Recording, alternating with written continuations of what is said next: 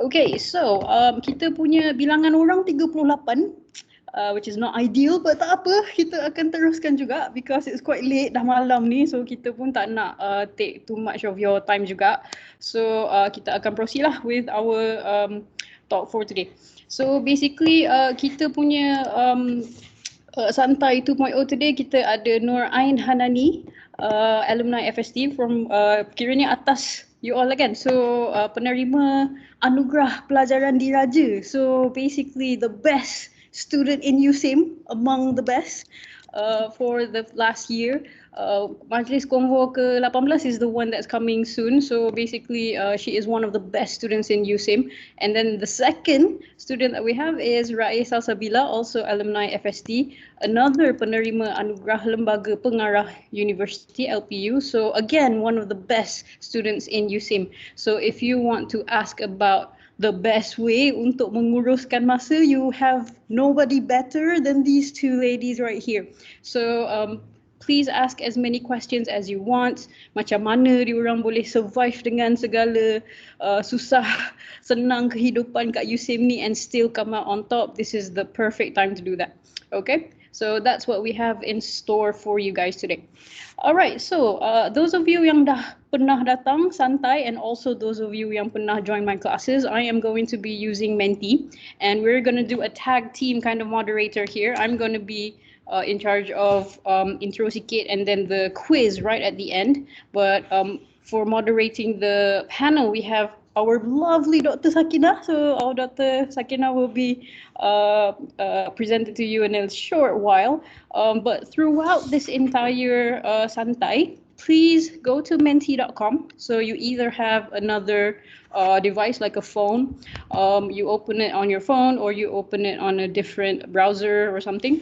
Go to menti.com and then please use the code that you see at the top of the screen there, 13788719. Okay, so masukkan the code tu because throughout this entire talk ni memang you guys boleh tanya soalan, you guys ada quiz nanti, so everything is gonna be through Menti, alright? So menti.com. So atau cara kita hari ni seperti biasa, kita akan ta'aruf dulu and this is not ta'aruf panel, kita akan ta'aruf you all dulu macam yang kita buat last time. So we will be asking you just a couple of short questions and then kita akan terus go to our panelists and then we'll hear about pengurusan masa and then kemudian you guys boleh tanya soalan. Like I said, you guys boleh tanya at any point. So by the end of the panelist punya questions, so then you guys punya questions pula lah, audience punya questions. So that's the slot yang kita akan address. Last time punya session memang banyak gila soalan. I think a lot of you guys suka yang you guys boleh hantar soalan anonymously and you guys boleh tulis apa-apa nak merepek kat situ, tak ada siapa tahu siapa. So I think a lot of you guys really like that. So just send away all your questions. We'll be happy to answer it if we have the time. And then last kali quiz and then ada duit dekat situ. So again, macam last time, basically kita akan ada quiz Mentimeter. I have fixed it this time, so hopefully tak ada penyelewengan kali ni. And there will be prizes. So saya akan explain about the structure of the prizes in a little bit, but there will be cash prizes, okay? So do stick around until the end. Okay, so ta'aruf time. So seperti biasa, sila pergi ke Menti sekarang. So either you do it on your phone or you do it on a different browser or you just watch your friends, that's also fine. Please enter the code 13788719. Masukkan kod 13788719. Or you can just scan the QR code, you can do that as well. So scan the QR code and then it will direct you straight to the website lah untuk buka Menti ni, okay?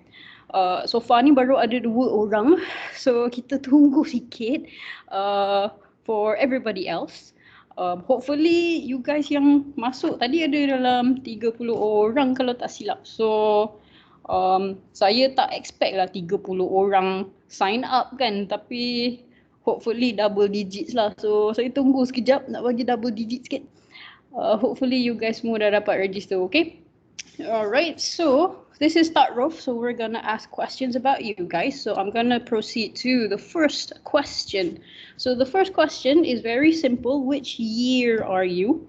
You tahun berapa? So maksudnya if you student tahun 1 atau 2, masuk. Siapa yang tahun 4, masuk. Siapa yang alumni, masuk juga.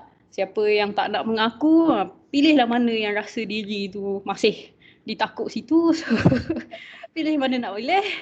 So tahun 1, 2 ada, 3 ada, 4 ada, lain-lain pun ada. Kod-kod ada staff ke? Ada ke staff mana-mana yang join juga? Ada So, Cik Akbar. Itulah, saya nampak ada Cik Akbar kat sini ya, Cik Akbar. Dia masuk bahagian tahun 1 kot. Akbar diam je, hai. Okay. Alumni Akbar. Alumni kan, itulah. Ada, saya tahu satu, saya tahu satu. Dah agak. So boleh masuk mana-mana. So okay, very good. So I'm really happy to see that half of you guys are tahun 1. But I'm also aware that this is very early considering untuk sebarang talk kat USIM ni. So you're probably the early birds lah. So nanti I'm pretty sure the demographic will change towards the end. But yeah, I'm very happy to see that a lot of you guys are still in the early stages of your studies because that will be a good base for you guys going forward. Okay, so the next question. So I'm going to go to the next question. So the next question is, which program are you guys in? So you guys program mana? So kalau yang alumni tu sebelum ni program mana lah kiranya. So please let us know, are you IC ke, FB ke, TKI ke, FG ke, FM, SRM ke, QM ke, SPM ke, or lain-lain. So which subject that you're in, please let us know. Purely because we just want to see siapa yang masuk on time and also nak gauge the interest juga lah. So the last time when I did this, it's quite interesting to see like which program yang semangat join kan. So it's quite nice lah to see that which program yang boleh participate dengan kita punya events kan. So it's quite nice to see this kind of data. Obviously, like I said, it's the first 13 minutes. So you guys are the early birds. So I'm really happy to see this kind of data for now lah. Oh, looks like FM ASRM banyak. ISA pun banyak. Okay. Is it probably because orang yang terlibat tu banyak kawan-kawan kat sini? Probably. So okay, this is good. 29, 30, okay lah. Not bad lah. Dia punya participation. Really happy with this. Budak SPM tak ada je. Sekejap lagi aku cari ni. Okay, so without further ado, I am going to pass this over to our lovely Dr. Sakinah. So Dr. Sakinah will be introducing our two panelists. So as I mentioned before, Ain Hanani and also Raih Salsabila, they both are the best students in USIM over the last cohort. So I'm really happy and I'm really excited to see what they have to say. Okay, so Dr. Sakinah, over to you. Okay, right. Thank you very much, Dr. Daya. Okay, I think I don't like to waste the time today. Now we have about 56 participants, which is good. Okay, Alhamdulillah kita dapat berkumpul semua malam ni. InsyaAllah kita teruskan dulu dengan slide pengenalan pengenalan panel kita. We share my slides.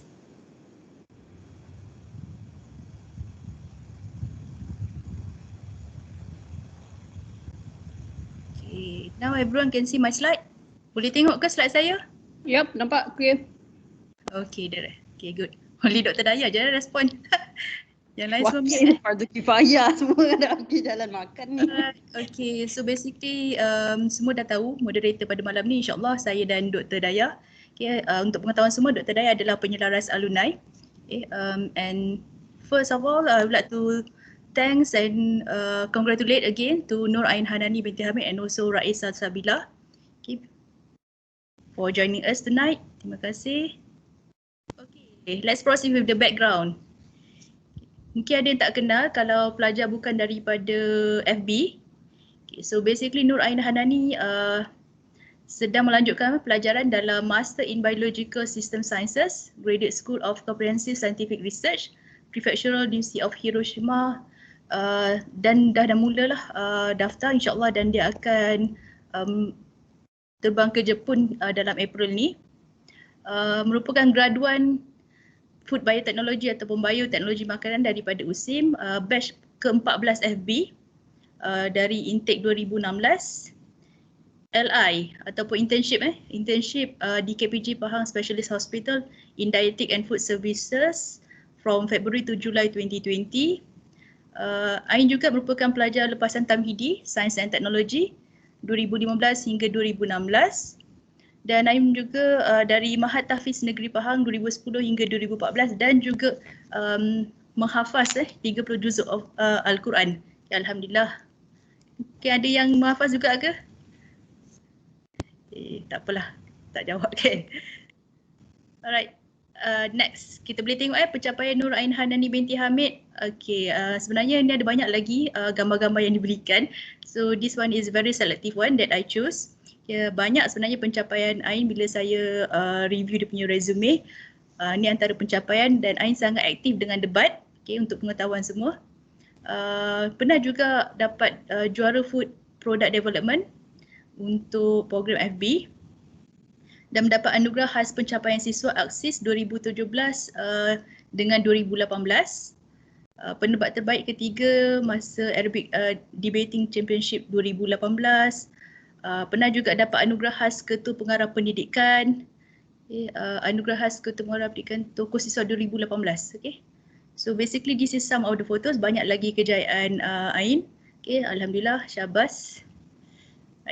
Okay, next, move to the second panel. Rais Salsabila sebenarnya pelajar antarabangsa daripada Indonesia, tapi fasih berbahasa Melayu sebab dulu sekolah di Malaysia, di Johor. So Rais daripada alumni Actuarial Science and Risk Management SRM, batch ke-12 stream 2016 hingga 2020. Internship di Actuarial Partners Consulting Sdn Bhd KL from June until October 2020. Kemudian di Bank Muamalat Indonesia Kuala Lumpur. And then dari lepasan Tamhidi juga sebab Rai bersekolah dulu di Malaysia, di Johor dari 2013 dan 2014. Okay, yang ini pula adalah sedikit pencapaian Rai. Okay, ada juga beberapa gambar. So these are some of the photos. Rai juga aktif sebagai Exco Sacrifice juga. Pernah juga dapat Best Poster Presenter semasa Applied Science Undergraduate Research Colloquium 2.0 FST 2020. Pernah juga dapat anugerah Harapan Pemimpin Pelajar Antarabangsa, anugerah Kecemerlangan Siswa sesi 2017-2018, dan mendapat second place in Investment Challenge Game 2019 peringkat kebangsaan. Okay, dapat 500. Alright, ni adalah sedikit gambar pencapaian, sebenarnya banyak lagi. Okay, I think that's it untuk very brief introduction sebab kita akan mulakan sesi kita dengan 5 soalan dan secara selang-seli dengan setiap panel. Okay, I think I will stop sharing this slide because we want to see the faces of the panels, both of them. Okay, let me stop sharing. Okay.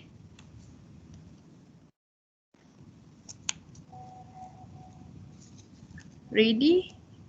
Ain dan Rai? Rai kena mute lah kalau nak jawab. Unmute.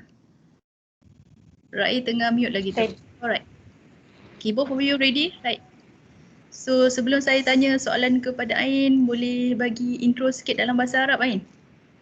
1-2 ayat ke? Nak juga dengar? Testing. Ada dengar ke? Alhamdulillah dengar. Yang lain boleh dengar?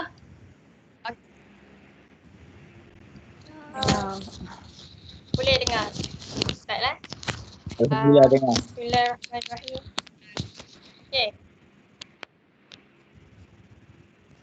Boleh, Okay, boleh Doktor, dengar. so boleh start. Boleh, boleh. Itulah. Dalam bahasa Arab kan? Jadi pendek je. Kan kita orang semua tak faham ni.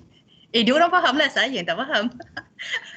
You all mestilah faham kan? Kalau gitu, saya bagi basic je lah. Introduction diri saya je lah dalam bahasa Arab ya.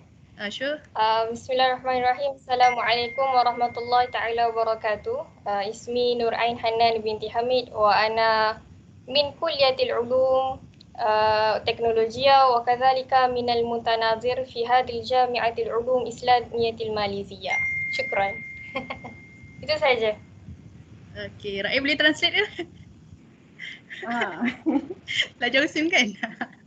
Nama Ain Hanani, student FB. Betul tak Ain? Malaysia tu dah hilang dah. Pandai betul.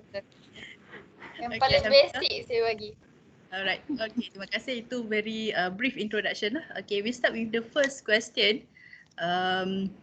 Okay, Alhamdulillah partisipan kita pun dah meningkat kepada 67 orang. Okay, soalan pertama, simple je lah. Untuk panel 1, saya tujukan pada Ain dulu. Okay, macam mana Ain bahagikan masa dengan busy dengan akademik, debat, lepas tu involve juga dengan persatuan lain. So apa tips kepada juniors lah untuk seimbangkan keduanya sampai Ain dah berjaya tamatkan pengajian? Okay, Bismillahirrahmanirrahim. Basically, berdasarkan soalan doktor tadi itulah, saya dapat rangkumkan macam mana kita nak uruskan kita punya disiplin dengan masa dalam jangka waktu yang sangat lama lah saya kira sebab kita mostly FST 4 tahun kan. Jadi style saya, kalau ikut pendapat saya lah, kalau siapa tak setuju saya minta maaf awal-awal, tapi bagi pendapat saya, apa-apa pun kita nak mulakan satu perkara, kita kena faham dulu dia punya konsep. Kalau kita tak faham konsep dia, awak buatlah apa-apa pun, dia tak jadi sebab kita tak faham konsep dia. Jadi sekarang ni kita berbincang tentang masa. Bila kita bincang tentang masa, antara bagi siapa yang dah pernah dengar talk saya dulu, mungkin dia orang ingatlah benda ni kan. Bila kita bicara tentang masa, ramai orang salah faham yang bahawa awak ada 24 jam, saya ada 24 jam, awak urus masa awak, saya urus masa awak. Awak urus masa awak dengan baik, maka jadi baiklah macam tu. Awak urus masa awak tak baik, tak baik. Bagi saya itu adalah salah satu salah faham yang sangat besar sebab kita sebenarnya tak berkuasa atas masa kita. Bila mana awak rasa awak berkuasa atas masa awak, jadi cuba kita datangkan dengan soalan. Kalaulah kita berkuasa dengan masa kita, kenapa kita tak boleh tentukan waktu kita mati? Kalau kita berkuasa atas masa kita, kenapa kita tak boleh nak tentukan waktu kita lahir? Jadi jawapan di kat sini adalah hakikat masa ni milik siapa? Milik Allah Subhanahu Wa Taala. Jadi sebenarnya walaupun semua orang memiliki waktu yang sama, awak dapat 24 jam, saya dapat 24 jam, kita semua 24 jam. Yang membezakan macam mana seseorang tu boleh gunakan masa dia dengan sangat baik dan seorang lagi boleh macam saya bagi contoh lah, ada seorang tu dia perlukan 1 jam untuk siapkan 5 tugasan dan ada orang pula perlukan 5 jam untuk siapkan 1 tugasan. Jadi beza antara si A dan si B ni sebenarnya adalah keberkatan. Itu yang saya boleh nampak lah daripada saya cuba untuk belajar. Saya cuba tanya diri saya, kenapa kita boleh tengok zaman-zaman dulu kan, kenapa ada ulama' yang boleh berjaga malam, siapkan buku, berbuku-buku, hadis semua. Kenapa kita, walaupun diorang ada 24 jam, kita ada 24 jam, kita tak mampu macam mereka. Beza kita dengan mereka adalah keberkatan waktu yang kita ada. Jadi, kalau tips-tips yang macam buat deadline, tulis, itu semua dah common dah. Saya nak semua orang hari ni cuba set dalam masa, cuba set dalam fikiran dan hati kita bahawa masa tu selama-lamanya bukan kita punya. Kita cuma berusaha untuk dapatkan keberkatan daripada Allah SWT. Kalau Allah tak izinkan, kita tak boleh nak sedih pun sebab tu bukan kuasa kita. Jadi bila mana kita nak dapatkan keberkatan pula, Allah ni maha kaya. Kita kena ingat, bukan satu cara dia nak dapat keberkatan. Banyak sangat boleh dapat keberkatan. Kita boleh tengok dengan cara bantu mak bapak. Kita boleh pilih sendiri. Setiap orang ada kebebasan untuk pilih sendiri untuk cari keberkatan masing-masing. Ada orang mungkin dia suka berdoa pada waktu pagi sebelum subuh, saya tak tahu. Ada orang mungkin dia suka solat sunat duha, ada orang mungkin dia suka zikir, ada orang mungkin dia suka mengaji.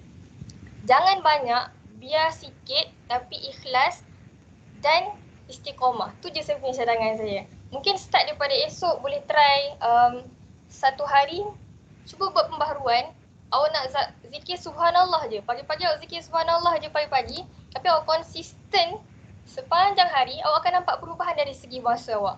awak akan rasa masa tu berlalu lama je. Awak boleh selesaikan banyak perkara. InsyaAllah bila mana kita yakin yang bahawa masa tu bukan kita punya, kita rancang sebaik mana pun, tapi tiba-tiba Allah takdirkan kita tak mampu nak buat, kita jangan sedih sebab tu Allah punya. Tapi percayalah, once bila mana Allah dah bagi keberkatan dengan masa kita, mudah segala-galanya. Cuba kena ingatlah, kita nak dapat benda keberkatan ni, kita kena lalui dulu, kita kena usaha dulu. Sebab hamba tugas dia untuk meminta.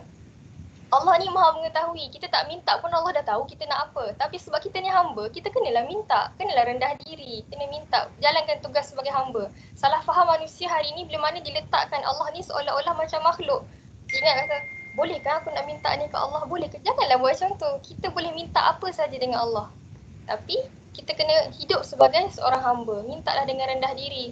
Mungkin bukan sekarang kita dapat, tapi insya-Allah nanti bila mana kita yakin, kita percaya, Allah akan mudahkan. Jadi itu je lah saya punya introduction hari ni. Kena betulkan kita punya salah faham dulu. Cari keberkatan dalam masing-masing masa kita. Memang kalau nak dapat keberkatan tu mungkin akan susah. Kita plan 10 perkara, tiba-tiba 3 perkara je Allah izinkan hari ni. Jangan kecewa. Yang penting ketidakkecewaan kita bila mana sesuatu keadaan tu membenarkan kita untuk kecewa, tapi kita pilih untuk redha, waktu itulah saya rasa Allah akan bukakan jalan yang besar lagi untuk yang lain. Maka pelajaran awak, maka aktiviti awak, insya-Allah Allah mudahkan. Tak perlu waktu yang banyak pun untuk siapkan assignment. Percayalah. Itulah daripada saya untuk introduction. Alhamdulillah, panjang betul introduction ni. Betul-betul gaya debat seorang debater dengan tangan-tangan dah keluar dah tadi. Baru first round. Okey, terima kasih Ain atas penjelasan yang sangat baiklah. I think saya rasa keberkatan dalam setiap kerja yang kita lakukan. Mungkin soalan kedua kita boleh tujukan kepada Rais Salsabila. Okay, so seperti yang saya inform tadi masa introduction of the slides, Rais merupakan seorang international students daripada Indonesia. So maybe from point of view Rais, boleh kongsi pengalaman Rais dalam menguruskan masa dengan akademik sebagai sacrifice, persatuan lain. So lebih kurang sama soalan jugalah, tapi dari sudut perspektif Rais sendiri, macam mana Rais seimbangkan masa? Okay, terima kasih doktor. Kalau Ain tadi cakap pasal keberkatan, saya kat sini nak cakap macam mana usaha kita untuk manage masa kita. Kalau dari segi pelajaran antarabangsa atau bukan antarabangsa, kita rasa untuk pengurusan masa ni lebih kurang sama je. Kat mana je kita berada, pengurusan masa dia, tips dia sama je lah. Tapi maybe kalau lain sikit dari segi bahasa tu lah. Tu je lah kita rasa beza dia. Untuk Raif, pengurusan masa ni sebenarnya macam mana nak balance antara akademik dengan co-curriculum. Dia lebih kepada pengurusan diri. Maksudnya macam mana kita nak atur diri kita supaya kita gunakan masa kita ni based on priority untuk setiap task yang kita dapat.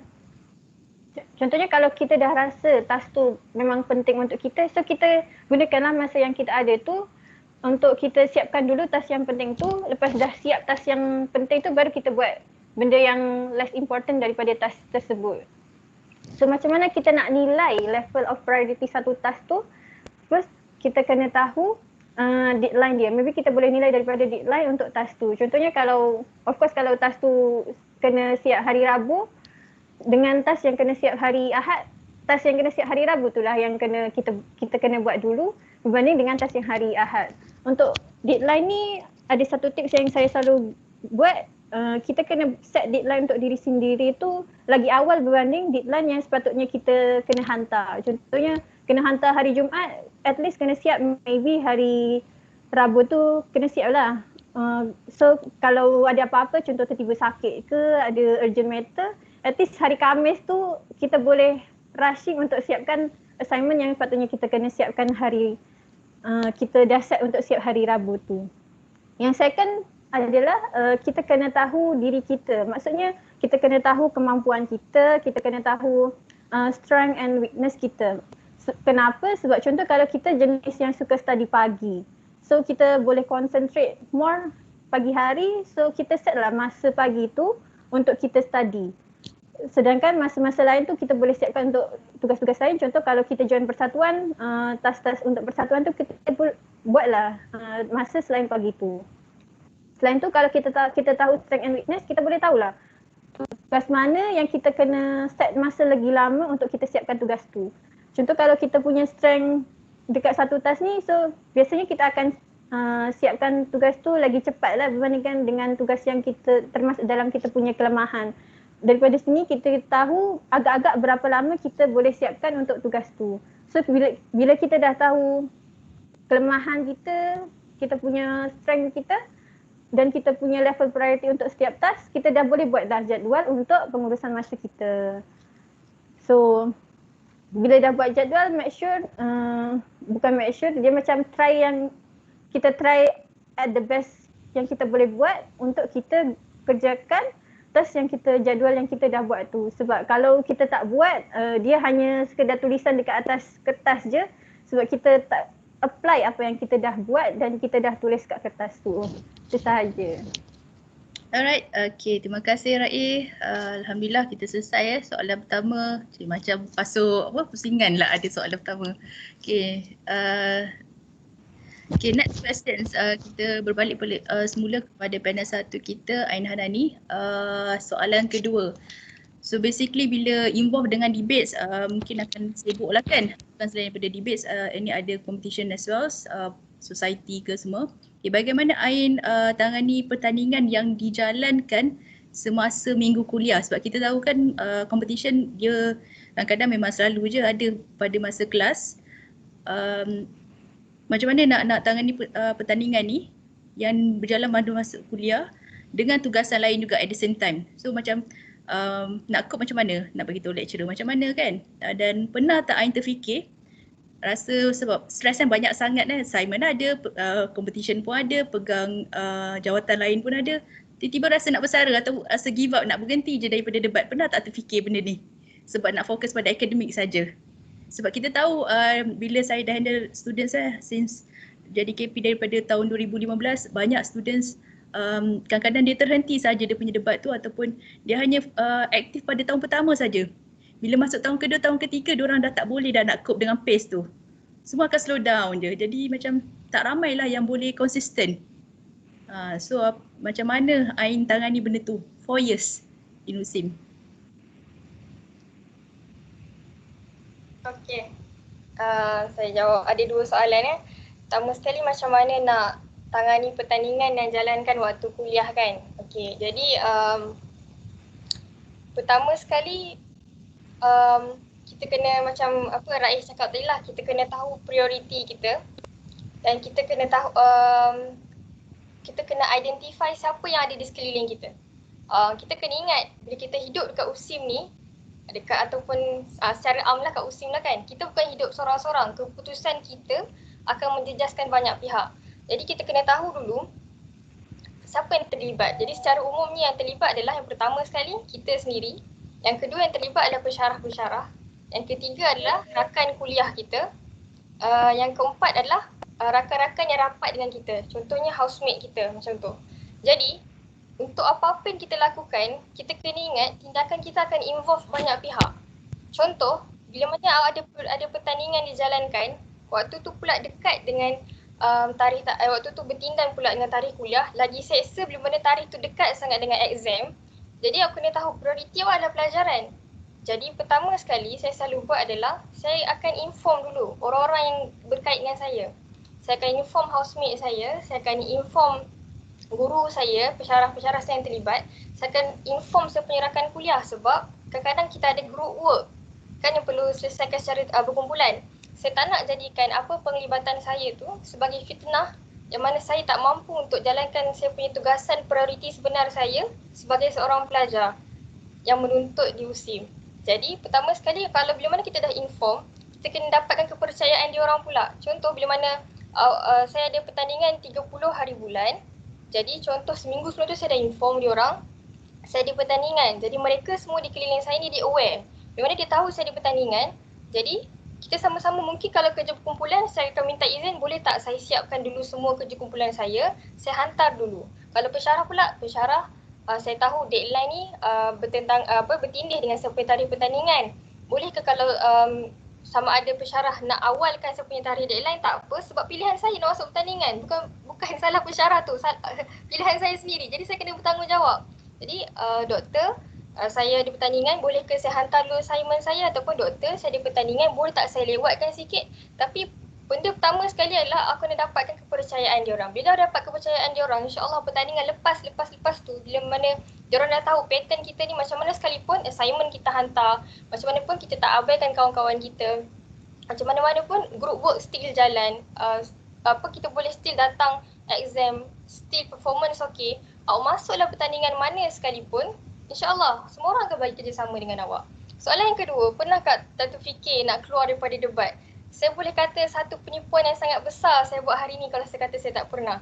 Boleh kata setiap kali, hampir semua pertandingan saya masuk, waktu training tu setiap hari saya balik menangis jumpa housemate saya, aku nak keluar debat. Sebab kadang-kadang kita rasa tekanan tu selalu melampau. Saya terpaksa balik rumah, kadang-kadang lab sampai pukul 6 petang. Lepas tu malam tu pula pukul 10 malam kena sambung training. Sambung training sampai pukul 12, pukul 1, pukul 2. Saya tak menangis kat bilik debat. Saya bersyukur sebab Allah kurniakan saya housemate yang sangat penyayang. Saya ada bahu-bahu untuk sandar bila mana saya rasa saya nak menangis. Saya tak tahulah kalau housemate saya ada malam ni. Kalau diorang ada malam ni, mungkin saya nak cakapkan terima kasih kepada diorang sebab diorang lah sumber kekuatan saya. Kita tak ada ibu bapa. Jadi kita tahu kita kena berbuat baik dengan kita punya housemate kita. Jadi mereka lah sebenarnya, saya rasa beruntung lah bagi siapa-siapa yang dikelilingi oleh sahabat-sahabat yang sangat sportif. Mereka sebenarnya yang kata, Ain boleh. Ain boleh. Jadi benda simple je. Diorang hormat saya. Bila mana saya nangis, diorang biar saya nangis. Lama lepas tu sekejap lagi diorang datang, Ain boleh, diorang cakap. Tu je cukup dengan dua perkataan. Ain boleh, saya macam okey.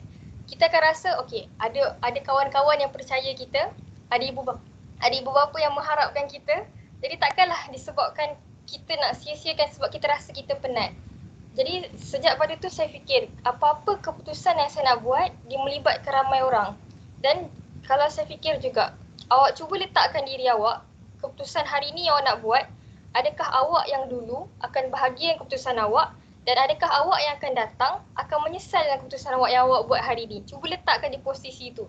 Dan saya juga ada baca bahawa sebenarnya di saat keadaan yang mana kita jumpa 10 sebab untuk membenarkan kita untuk give up, dan kita cuma jumpa satu sebab je yang suruh kita bertahan, dan di mana saat macam tu kita pilih untuk bertahan dan teruskan, percayalah satu sebab tu yang akan bawa kepada pintu kejayaan demi kejayaan yang kita tak nampak. 10 sebab yang awak nampak tu cuma adalah sebab yang sementara je. Awak rasa kalau awak keluar debat, awak boleh fokus akademik. Ya ke? Awak tanya balik diri awak. Awak rasa awak keluar debat, awak boleh jadi pelajar yang lagi urus masa. Ya ke? Tanya balik diri awak. Sebab kadang-kadang bila mana kita berada dalam keadaan yang sangat kritikal, tapi kita masih untuk teruskan, insyaAllah Allah akan buka jalan yang seluas-luasnya sebab kita dah pilih untuk terus berusaha.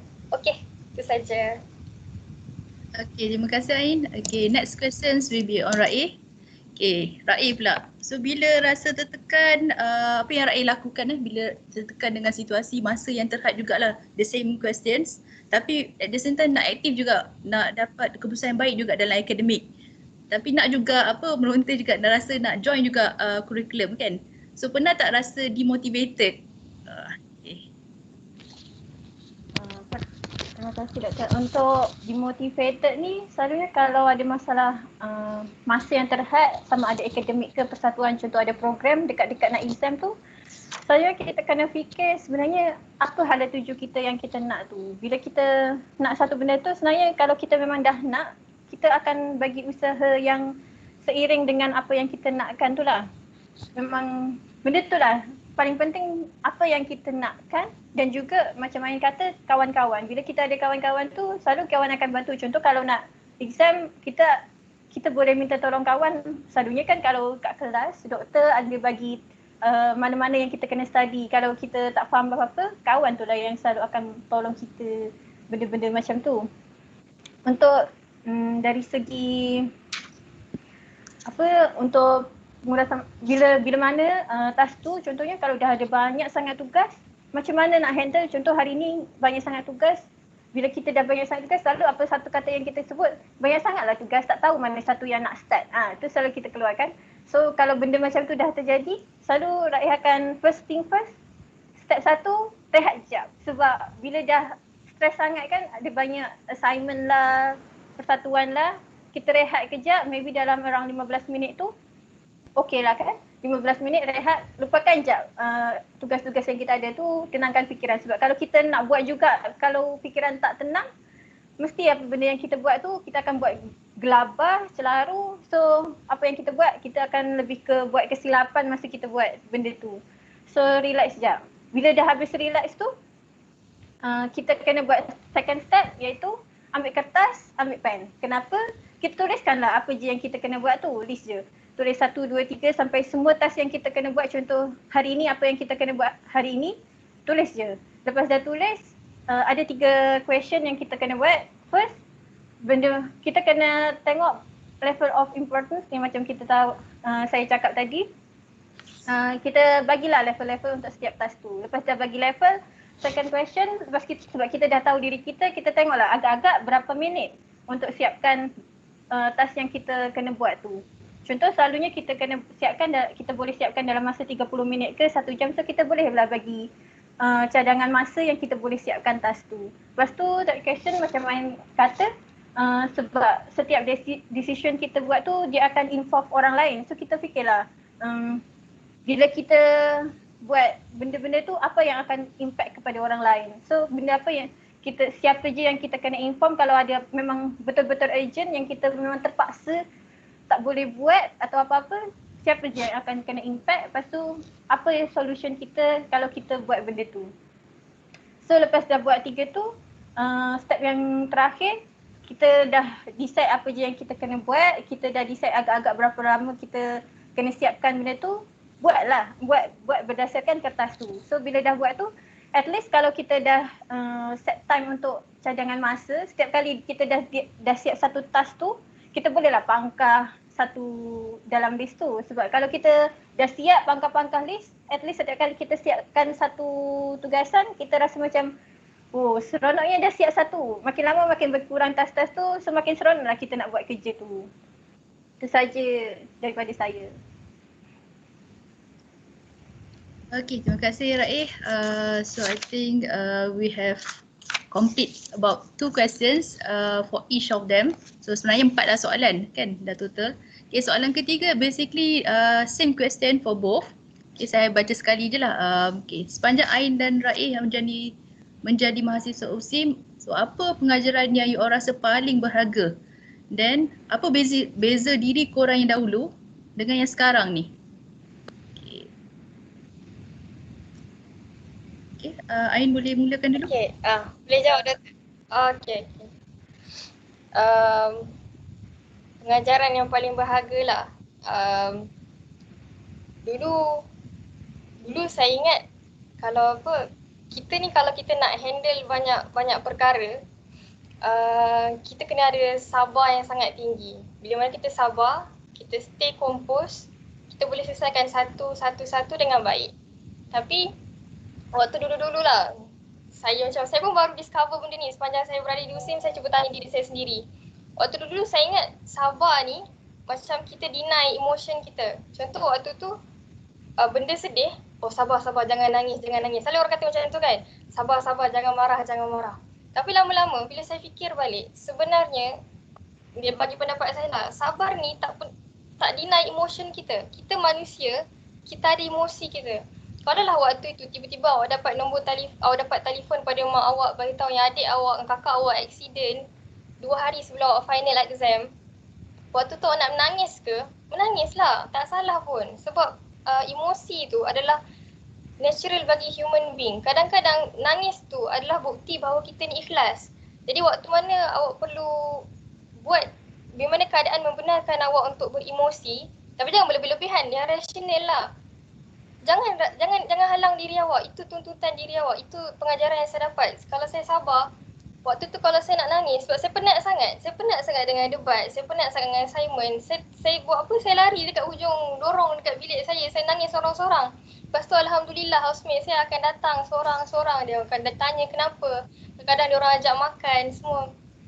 Dan itu adalah sebenarnya sabar yang sebenar, adalah bila mana dalam kesedihan, dalam rasa marah, dalam rasa putus asa, dalam rasa kecewa, at the end of the story, sedih kita still percaya Allah.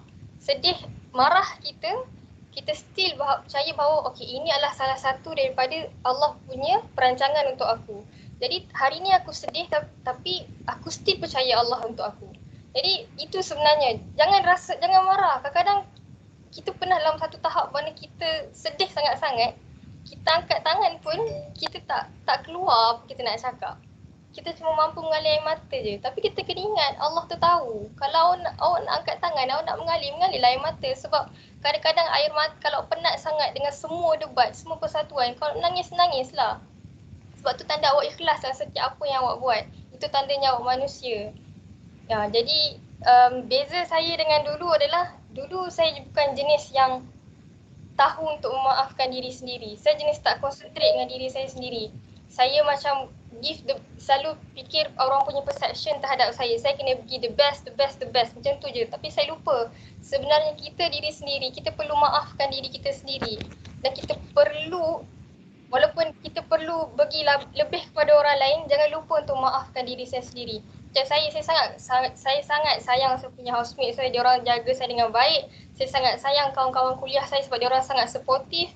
Saya sangat sayang pensyarah-pensyarah saya, tapi bila mana dalam mana keadaan yang mana saya berada dalam keadaan yang mana saya buat satu kesalahan, benda pertama yang saya patut maafkan diri saya sendiri. Saya tak boleh salahkan orang lain, tapi saya kena walaupun saya tahu salah saya, tapi saya kena maafkan diri saya sendiri dan kita cuba untuk perbaiki dan move forward. Dan dulu kalau kita sentiasa salahkan diri, kita tak maafkan diri kita akan sentiasa hidup dalam kesal. Contoh hari ni awak menyesal, awak masuk tandingan debat. Kalau aku tak masuk tandingan debat ni, mesti aku accept pelajaran. Tak.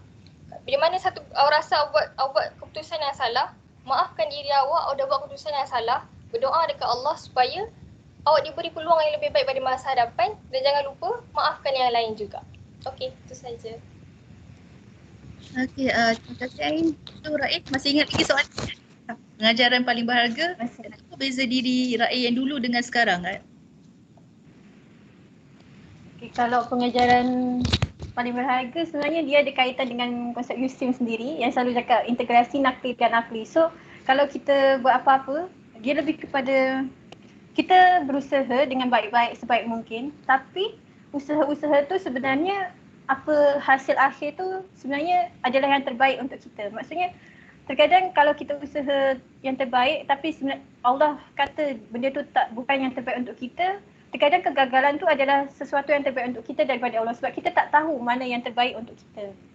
Lagi satu sebab Yustin kan guna konsep nakli dan akli. So apa yang kita suka dekat Yustin ni sebab pensyarah-pensyarah kat Yustin ni bukan setakat pakar dalam mengajar subjek-subjek yang pensyarah tu ajar. So kat Yustin ni dia macam kita boleh jumpa dengan connection dengan orang-orang yang ada ilmu kepakaran agama yang tinggi. So kalau kita ada masalah apa-apa pun kita akan kaitkan benda tu dengan Allah sebab matlamat tujuan kita hidup sebenarnya kerana Allah. So daripada connection tu kita dah terbiasa dah untuk melakukan hidup kita berdasarkan syariat Islam. Contohnya kalau kita nak buat apa-apa, pertanyaan yang kita akan tanya pertama kali adalah apakah benda tu ikut selari dengan syariat Islam. Contohnya benda ni kalau kita buat dekat USIM dia macam benda yang nampak macam simple, tapi kalau kita dah keluar daripada USIM sebenarnya benda ni tak ternilai. Sebab kalau kita kerja, contohnya sekarang saya dah lulus, dah nak kerja, sebenarnya benda pertanyaan tu yang paling penting sebab kalau kita nak kerja, kita tak boleh sekadar mana-mana company yang kita nak, kita kena fikir sama ada kerja kita tu halal atau haram.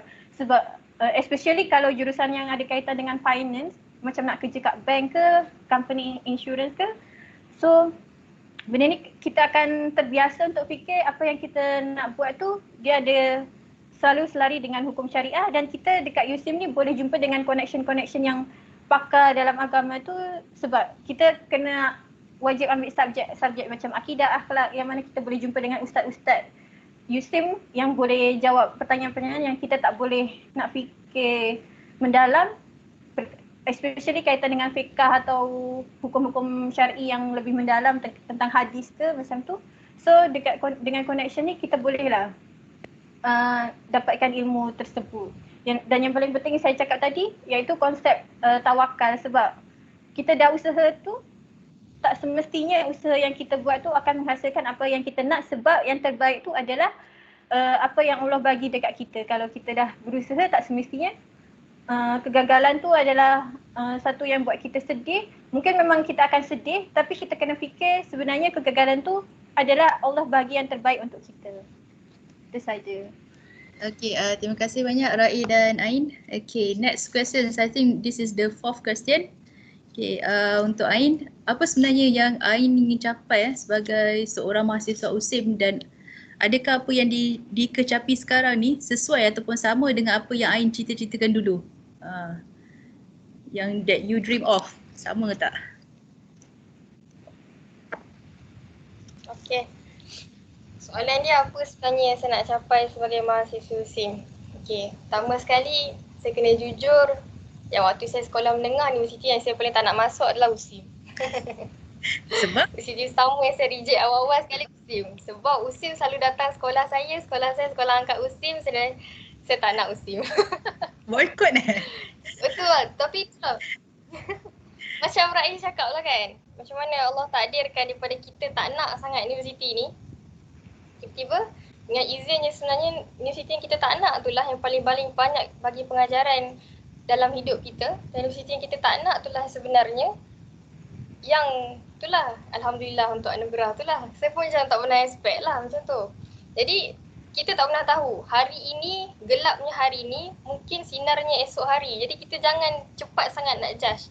Nak sedih tak apa, tapi jangan pernah hukum apa takdir Allah. Kalau nak sedih, balik pada Allah, teruskan hidup.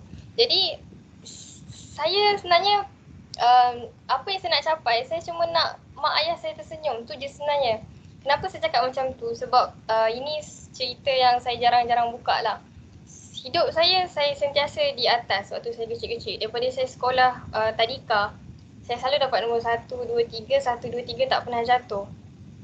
Sampai keep on sampai sekolah menengah 1, 2, 3, 1, 3 sampailah satu tahap yang mana saya dah tak rasa dah. Saya tak rasa dah nikmat belajar. Sebab dulu saya salah faham. Saya ingat kalau saya belajar nanti dapatlah nombor 1. Tapi tak. Allah yang izinkan sebenarnya kita dapat nombor 1 tu. Tapi waktu kita sekolah menengah, kita ingat macam tu. Jadi Allah uji saya. Waktu dekat-dekat SPM, saya bukan sekarang, tadi soalan doktor pernah tak terfikir nak give up debat kan. Dia bukan give up debat, saya nak give up belajar terus sebab saya tak rasa apa. Saya tak rasa nikmat sebab kita dapat semua. Macam mana tiba-tiba dapat nombor 1, tiba-tiba dapat nombor 1. Saya macam dah sampai tak rasa apa. Jadi bila mana Allah uji saya waktu peperiksaan yang sangat besar, SPM, Allah hilangkan rasa saya untuk belajar. Dan ketika waktu tu jugalah saya sempat bangkit tapi tak secepat bangkit sepenuhnya. Sebab kan ibu saya sentiasa melihat saya sentiasa di atas. Bayangkan sampai satu tahap pensyarah saya panggil sebelum saya SPM. Pensyarah tu menangis depan saya. Pensyarah yang menangis tu, bukan saya yang menangis. Pensyarah tu datang jumpa saya, kata, Ain kenapa ni? Kenapa dah lain? Waktu kritikal. UPSR tak penting macam SPM kalau orang cakap. PMR tak penting macam SPM. UPSR TikTok, PMR best student. Tiba time SPM, performance saya lain sangat sebab saya dah tak rasa dah. Bila mana kita terlalu atas sampai kita tak faham sangat dah keadaan orang bawah. Jadi Allah nak bagi saya rasa orang bawah tu. Jadi pensyarah tu pernah menangis depan saya, kata kenapa dah jadi macam ni. Dan sampailah akhir result SPM, memang tak straight A lah jawabnya kan sebab dah tak rasa nak belajar. Saya tanya diri saya kenapa nak belajar dan saya tak faham lah kenapa perlu belajar. Jadi result saya tak dapat straight A lah. Tapi Alhamdulillah lah masihlah boleh dikatakan cemerlang, masihlah boleh untuk masuk universiti kan. Jadi waktu hari result SPM keluar waktu itulah pertama dalam sejarah hidup saya mak saya menangis. Sebab mak saya tak pernah jangka anak yang mana dia expect daripada kecil yang dapat best student, tiba-tiba SPM dia tak straight A. Jadi waktu itulah waktu saya dah masuk universiti, saya pasang niat saya nak bagi mak saya senyum je. Macam mana cara sekalipun, itulah antara faktor yang mana saya tak tarik diri debat. Sebab saya fikir mak saya dah support saya debat sekian lama untuk sepanjang saya di USIM. Takkan disebabkan satu hari saya rasa penat, saya nak biarkan mak saya menangis lagi. Jadi Alhamdulillah, doa saya panjang sepanjang 4 tahun. Saya minta, ya Allah saya nak mak saya happy, tu je. Saya nak ayah saya happy, itu je. Ayah saya mungkin tak tunjuk kan, tapi saya tahu dia pun mungkin sedih sebab hakikatnya ayah saya seorang doktor, dia nak anak dia doktor. Tapi itulah anak dia sambung food bioteknologi kan. Dan saya pernah cakap dekat ayah saya, Abah, ayah pilih food bioteknologi tapi insyaAllah ayah akan buat Umi dengan Abah bahagia balik. Itu je yang saya nak. Dan apa yang hari ni adakah sesuai dengan ayah cerita-ceritakan dulu, saya tak adalah sama, tapi saya boleh kata alhamdulillah lah, much better daripada dulu. Dulu saya cuma macam saya nak dekan je. Saya nak dapat dekan setiap sem, tu je target saya, tapi alhamdulillah Allah kurniakan lebih dan lebih lagi rezeki. Bila mana niat kita baik, bila mana kita usaha dengan cara yang baik, dan bila kita tahu sebenarnya bagi kejayaan tu Allah, semua tu Allah bagi. Awak usaha macam sekalipun, tapi bila mana awak tak tahu siapa pemberi dia, mungkin ada satu masa nanti awak akan diuji. Jadi kembalilah pada dia, minta tolong banyak-banyak. Awak rasa penat tu datang dari Allah. Awak rasa marah tu pun sebenarnya perasaan datang daripada Allah. Jadi minta supaya awak dipermudahkan urusan. Minta supaya awak sentiasa tenang. Minta supaya awak sentiasa kompos untuk melewati hari-hari hidup. Itulah daripada saya. Okay, terima kasih banyak Ain atas perkongsian yang sangat menarik. Okay, next soalan kepada Raif. Soalan ni agak ringkas Apa cabaran paling besar atau cabaran paling sukar yang dihadapi Raif dalam menguruskan masa? Untuk cabaran dalam menguruskan masa, saya rasa cabaran paling besar menguruskan masa ni dari segi disiplin. Macam mana kita nak disiplinkan diri kita untuk follow planning kita. Kita dah tahu dah macam mana nak planning masa, macam mana nak atur diri kita, tapi macam mana nak sentiasa disiplin, maksudnya bila kita dah buat benda tu kita kena memang betul-betul buat, hari ni buat, esok pun buat, so kita boleh buat hari-hari yang kita lalui.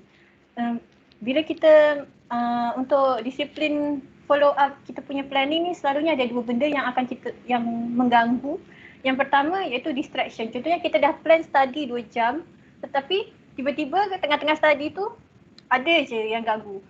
Phone ke, social media ke, kawan nak bercakap dengan kawan ke, borak dengan kawan ke. So semua benda ni boleh paksa buat kita punya planning drag sampai kita tak follow up dengan kita punya jadual yang kita dah susun tu. So macam mana nak elakkan, kalau kita dah nak start buat something, kita tolak tepi lah benda tu. Macam phone ke, tak kat tepi. Kalau memang dah tak kat tepi meja, still tak power lagi nak buat distraction tu, buat kita ganggu kita punya planning, bagi kat mak ke. Kalau sekarang kan macam study kat rumah ke, bagi kat mak ke, bagi kat akak ke, atau letak kat almari ke. So at least dia tak ganggu kita punya planning. Yang kedua adalah kita tangguhkan benda yang kita dah plan. Contohnya bila doktor bagi assignment, bagi masa 2 minggu. Sebab 2 minggu kan, so lambat lagi ni. Okay, next week buatlah. Next week awal week tu dah kata still lambat lagi. Last 2 hari sebelum nak submit baru kita gelabah nak siapkan. Benda tu lah yang selalu ganggu kita punya planning. So macam mana elakkan, kita kena bila kita dah plan benda tu, kita kena betul-betul berusaha lah untuk apply apa yang kita dah plan dalam kehidupan kita hari-hari. So itulah cabaran yang saya rasa paling susah untuk kita punya pengurusan masa. Macam mana kita apply planning yang kita dah buat dalam kehidupan kita hari-hari. Okay, thanks Raif. I think apa yang boleh saya conclude adalah distraction adalah sebenarnya cabaran paling besar kan, especially sekarang ni handphone lah kan. Kita nak fokus, kita on wifi sebab kita nak tengok apa assignment. Sebab sekarang ni phone dah jadi macam second textbook kita lah kan. Nak rujuk nota, nak rujuk instruction pun phone juga. Tapi at the same time masa kita pegang phone tu jugalah tempat kita melengah-lengahkan masa jugalah. Tiba-tiba buka IG kan, masuk pula Facebook, lepas tu masuk balik WhatsApp. Yeah, I think that is how we need to discipline ourselves lah, distraction. Cabaran paling besar I think. Yeah, so finally kita sampai ke soalan penghujung sebelum kita masuk Q&A dengan quiz. Okay, last questions to both of you. Okay, akhir sekali sebelum ke sesi Q&A, boleh tak setiap seorang bagi 3 pesanan atau tips ringkas tentang pengurusan masa yang efektif pada juniors ataupun pada rakan lain yang selalu merasakan diri mereka ni dah terlalu sibuk. Padahal dia orang hanya fokus dekat akademik saja. Tapi bila kadang nak minta join ni ataupun tak, kadang-kadang bukan suruh minta competition pun join. Tapi macam bantu jadi facilitator ke apa-apa ke, tapi semua tak nak. Sebab dia rasa masa dia dah cukup banyak dah terbuang dengan tugasan dia rasa kan. So 3 pesanan tips atau ringkas lah pengurusan masa yang efektif. Jadi pengurusan masa yang efektif macam saya kata sebelum ni lah, yang tak masuk dalam numbering lah. Yang pertama sekali kena betulkan yang masa tu bukan kita punya, yang kita konon-kononnya beranggapan bahawa kalau kita fokus kepada akademik saja maka terfokuslah akademik kita. Jadi yang itulah yang sebesar-besar perkara yang kita kena ingat. Jadi tips dia first sekali, kalau saya akan buat deadline untuk setiap masa. Kita tahu setiap benda yang kita perkara tu ada deadline. Macam assignment semua ada deadline, pertandingan semua ada deadline bila kena prepare. Jadi first kali buat deadline, dan deadline tu mestilah awal daripada tarikh yang sepatutnya. Kalau assignment contohnya kena hantar 26 hari bulan, mungkin awak boleh deadline kau punya tu 24 hari bulan. Macam tu. Even ditakdirkan awak tak boleh nak ikut deadline tu, tak apalah, paling-paling pun awak mencuba. Yang kedua sekali, saya nak sangat supaya setiap orang jangan rasa masa dia seorang yang urus, minta tolong kawan-kawan ke apa. Sebab kadang-kadang dialah yang Allah hantarkan untuk bantu kita urus masa kita. Ada kawan yang boleh tolong mudahkan urusan kita. Jadi jangan takut untuk minta tolong kawan-kawan. Jangan takut untuk minta tolong pesyarah, rakan-rakan kuliah semua. Percayalah, USIM ni semua baik-baik, tak ada je. Mungkin tak, saya rasa setakat saya duduk di USIM semua supportive, insya-Allah. Jadi jangan rasa tugas untuk urus Jadi jangan rasa tugas urus masa tu tugas kita seorang. Kita boleh je minta tolong di sekeliling kita. Kadang-kadang dia orang adalah perantara untuk uruskan masa kita. Dan ketiga adalah cara untuk kita nak tahu benda kita buat efektif tu adalah kita buat satu perkara, cuba maksimalkan satu perkara tu macam perkara tu kita takkan buat dah lepas ni. Jadi itulah cara dia. Contoh kalau masuk debat, buat all out debat awak. Sebab awak takkanlah awak nak, contoh training debat 2 minggu kan. Takkanlah awak nak sebab takkan awak nak biarkan 2 minggu awak tu dibazirkan dengan tak dapat nilai apa-apa. At least biar awak rasa puas dengan setiap apa yang masuk. Buat sesuatu semua all out. Assignment semua all out. Debat semua all out. Percayalah awak takkan terfikir pun untuk give up mana-mana. Bila mana awak bagi hati dalam setiap perkara yang awak buat, belajar pun all out, insya-Allah mudahlah semuanya. Masa kita insya-Allah akan lebih teratur bila kita buat dengan sempurna setiap perkara, kita tak payah ulang banyak kali. Okey, itu saja. Okey, Raih. Okey, kalau menurut saya tips yang saya bagi ni, yang first adalah dari segi goal. Macam mana kita nak setkan matlamat kita, apa yang kita nak capai. Sebab yang paling penting adalah keridaan daripada Allah. Selain itu, macam orang kata, kita ibadah macam kita nak mati esok. Tapi kalau kita berusaha untuk akademik ataupun benda-benda lain, kita usaha macam kita hidup lama. Tapi kalau kita ibadah, kita seakan-akan kita nak mati esok. So, dari segi matlamat ni, apa yang kita nak capai selama 4 tahun tadi ni tulis. Apa yang kita nak capai selama 4 tahun kita tadi dekat USIM. Lepas dah tulis tu, kita small size kan lah. Macam kita nak dapat dekan. Kalau nak dapat dekan, so kita kena bagikan lagi sikit goal. Kita punya goal nak dekan, so kita kena study at least kita bagi masa 1 hari study untuk review 1 jam ke setiap malam. Lepas tu goal ni kita boleh buat juga kalau kita buat macam kita dapat assignment. Assignment tu adalah satu small goal yang kita kena buat, nak siapkan assignment. Lepas tu assignment nak siapkan tu kita boleh bagi-bagikan lagi lebih kecil. Contohnya first kita review hari ni, lepas tu esoknya kita nak buat. Lepas kita dah catat idea-idea tu, kita set up sikit masa untuk esok untuk kita buat assignment yang kita nak siapkan tu. Lepas tu second thing is priority yang macam saya cakap tadi. Sebab masa kita kena set upkan berdasarkan priority task yang kita dapat. So kalau kita utamakan masa kita untuk perkara yang lebih prioritas, kita boleh siapkanlah benda tu dulu, lepas tu baru siapkan benda yang lain. Lepas tu yang ketiga adalah dari segi benda ni paling penting, muhasabah. Sebab kalau kita dah buat planning, setiap apa yang kita planning mesti kita akan ada, kita boleh nampak apa sebenarnya kekurangan dari kita punya planning. So kalau kita dah daripada muhasabah ni, kekurangan-kekurangan kita at least kalau next time kita planning, kita bolehlah elakkan kekurangan yang kita buat hari ni. So makin lama kita punya planning akan makin efektif sehingga kita punya taktik pengurusan masa ni makin lama makin baik. Itu saja.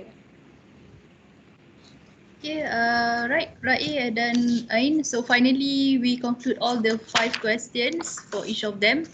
So basically ada 10 questions lah in total.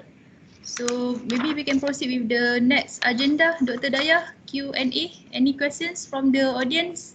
Okay, all right. So first of all, before we go to the Q&A, big round of applause di rumah masing-masing. Thank you so much to our 2 amazing panelists. So terima kasih banyak-banyak share your experience. Ain, nasib baik you bagi tahu sekarang, you tak nak masuk USIM. Nasib baik, dah bagi dah anugerah tu. Itu dah pasal dah bagi anugerah dah tak boleh tarik balik. Very clever. So alhamdulillah, I thought that was a very good sharing from both of you guys. So thank you so much for all of the advice, all of the comments that you guys give. We have several questions here. Before we do the questions, can we like just ambil gambar sekejap sementara kami berempat ni masih comel? Sekejap, ya. Macam mana nak bagi saya masuk juga? Saya dekat bawah. So tak apalah. Okay, so siapa-siapa so Dr. Kina dengan saya akan ambil gambar. Okay, so sekejap ya semua orang. Kami nak ni sekejap. Okay, alright. So the panelists and Dr. Kina and I, sila tengok kamera. So in 3, 2, 1, senyum. Okay, Right. Mai. Sebab nak bagi Okay, so Dayah. okay, alright. Tune. Okay, now the Q&A. Okay, so those of you yang dah masuk soalan dekat dalam Menti, you guys can see the questions. So the first question to the panelists is, macam mana nak tangani rasa malas? So panelists, first question is, macam mana nak tangani rasa malas? So siapa-siapa nak start dulu? Ain ke Raih ke tak kisah.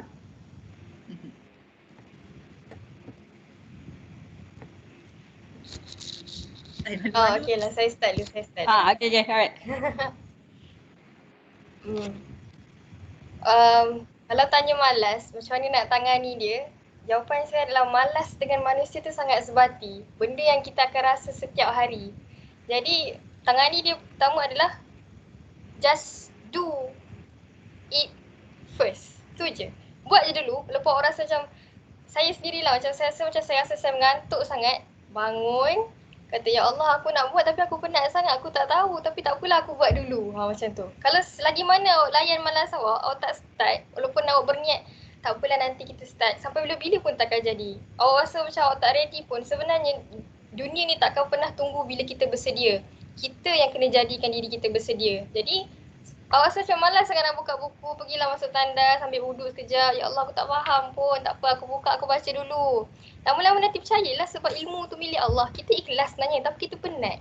Jadi mungkin bacaan kali pertama tak faham, kali kedua tak faham. Nanti lama-lama nanti Allah akan bagi fahaman slow. Tak semua benda yang Allah bagikan segera. Dia akan slow tapi kita kena initiate dulu.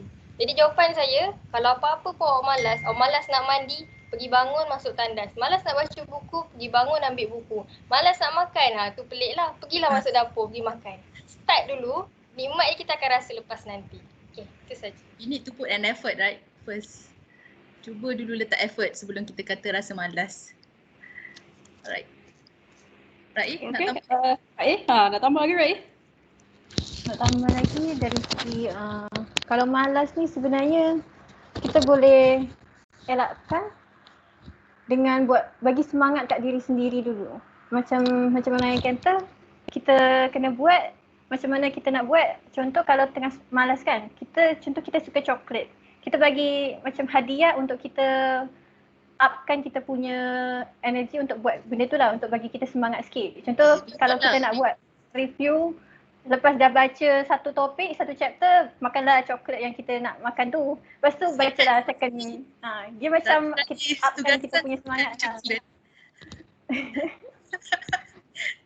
Tapi saya faham lah Mas Rahim, maksudnya kita reward ourselves lah after lepas dah penat-penat susah payah tu kan. So different people might be have a different reward lah. Takkan setiap kali reward kerja kena makan kan. So maybe reward pergi tengok wayang ke for example lah. Wayang pula kan, tak muslim sangat.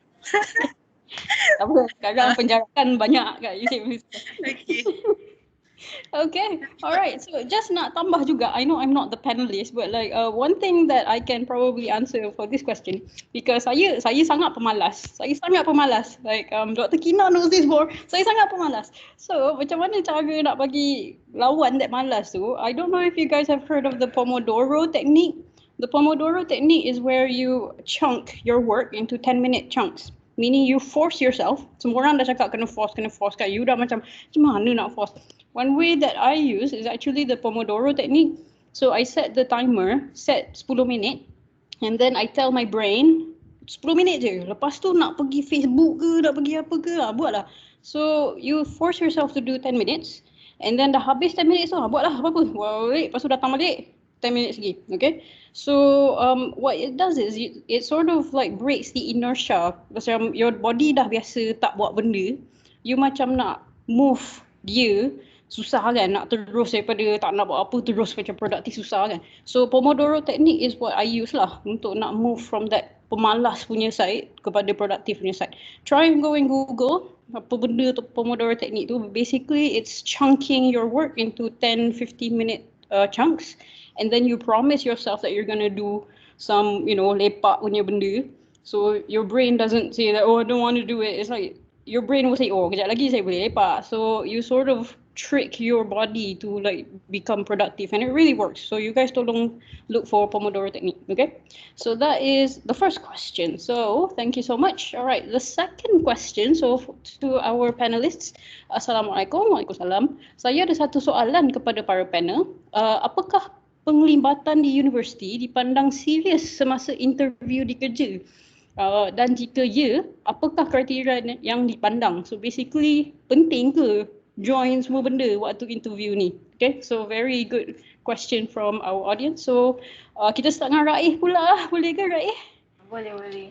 Okay, so Raih dulu. Sebenarnya kita join persatuan ni memang dipandang oleh interviewer, sebab bila kita join persatuan ni sebenarnya dia melatih soft skill kita. Macam mana kita nak communicate dengan orang ramai, nak bekerjasama dalam team, lepas tu macam mana kita menyampaikan satu information dekat orang lain. Benda tu sangat penting. Macam mana kita nak lead team atau team management. Dengan kita join persatuan tu, dia sebenarnya adalah melatih kita punya soft skill macam tu. So kalau kita join persatuan, kita ada kelebihan yang lain daripada student yang hanya fokus dekat akademik sahaja. Sebab kalau kita fokus akademik, kita just belajar sahaja dan kita tak tahu sebenarnya dunia kerja ni macam mana.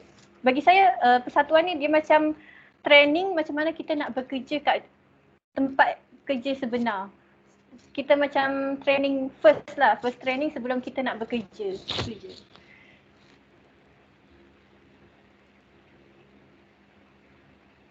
Okay, next panel. Nak answer? Oh, saya ke? Ya. Gila-gila. Jadi kalau saya lah, macam kita kena ingat tau yang dunia pekerjaan sangatlah berbeza dengan dunia kita belajar kan. Kita masuk tu kita punya majikan tak tanya teori ke apa semua. Dia orang nak tahu macam mana kita ni, sasiah kita ni macam mana. So bila kita masuk banyak pertandingan ke apa, kita boleh masukkan dalam resume kita. Bila kita boleh masukkan resume kita, first impression majikan kita boleh tengok, oh dia ni masuk pertandingan debat, oh dia ni boleh masuk ni tapi result still okay. Jadi sekarang ni dunia pekerjaan dia perlukan seorang yang boleh multitasking. Dunia pekerjaan dia boleh seorang yang boleh sampaikan idea dengan baik, petah berbicara, pandai berkata-kata. Ilmu sahaja tapi tak mampu nak express dengan baik, tak boleh atur dengan baik, pengurusan diri yang tak bagus pun tak menjamin kita boleh jadi pekerja yang baik. Jadi bila mana kita masuk pertandingan dan kita still jaga kita punya pendidikan belajar kita, itu sebenarnya bagi impression kepada majikan dan majikan akan prefer. Ialah kita bagi mudah kan antara student A yang 4 flat, student B 4 flat juga tapi still manage untuk masuk banyak pertandingan. So basically majikan akan pilih student B lah. Itu saja. Okay, alright. Thank you very much, Ain. So, the next question. So, apa nak buat jika ada group work dengan teammate yang tak reti time management? Apa nak buat jika group dengan orang yang tak reti time management? So, kita patah balik pada Ain lah. So, Ain boleh start dulu? Okay, untuk saya nak kata macam pengalaman diri sendiri, alhamdulillah lah, mungkin saya tak berapa untuk tu, tapi saya boleh bagi nasihat yang mana kita jangan paksa orang lain untuk jadi seperti kita. Masalah kita adalah kita nak orang lain expect orang lain jadi macam kita. Kita tak boleh macam tu. Sebab setiap orang cara pemikiran lain-lain, kita cuma boleh bantu je. Bila mana awak ditakdirkan untuk grup dengan mereka seperti itu, awak kena ingat bukan kehendak awak je, bukan kehendak dia. Itu aturan Allah. Jadi apa yang awak kena buat adalah memanglah berdoa semua tu kan, saya dah banyak ulang banyak kali tu. Tapi first kali adalah try untuk communicate dengan dia. Okay, sekarang ni awak kena ingat apa yang awak buat bagi efek untuk semua orang. Bukan markah awak seorang je. Kalau awak nak markah awak seorang rendah, tak apa. Itu saya hormat keputusan awak. Tapi awak kena ingat keputusan awak tu menyebabkan saya dan semua orang. Jadi saya nak supaya kita semua contribute. Pertama sekali slow talk. Yang kedua, cuba push dia, kata, jap, sekarang ni awak kena buat, bagi macam tekanan sikit-sikit. So bila mana dia still tak bagi respon juga, apa yang awak kena buat adalah bagi contoh teladan dengan cara awak lah yang buat. Bila mana awak buat dulu, start dulu, kena ingat tau, hati manusia dia takkan berubah on the spot.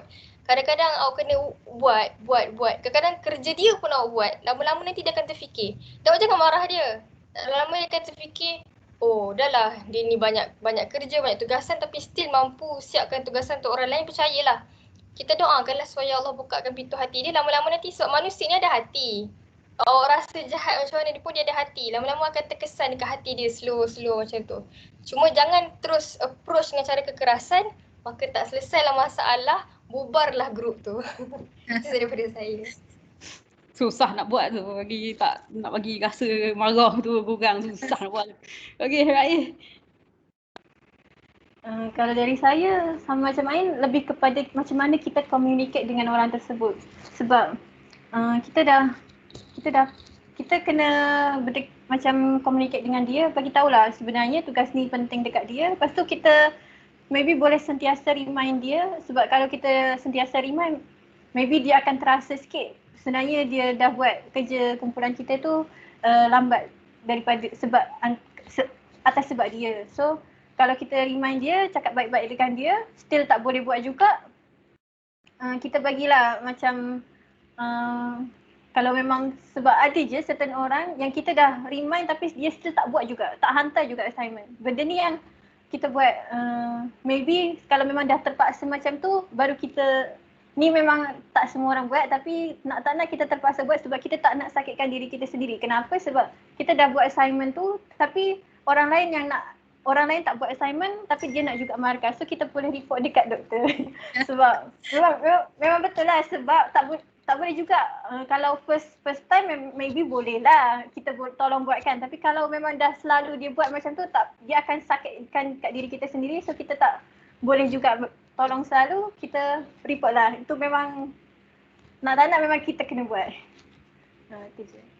Bagus Raih. Saya sangat suka jawapan tu, betul. Well done. Tapi tak ramai yang berani nak report sebenarnya. But that's such an easy solution. Tak ramai tapi yang buat. But it's happening actually. Itulah. Bagus lah.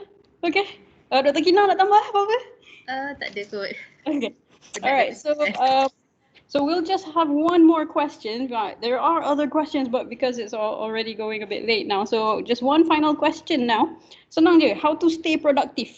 How do you stay productive? So the question is how to stay productive. Kita start dengan Raih.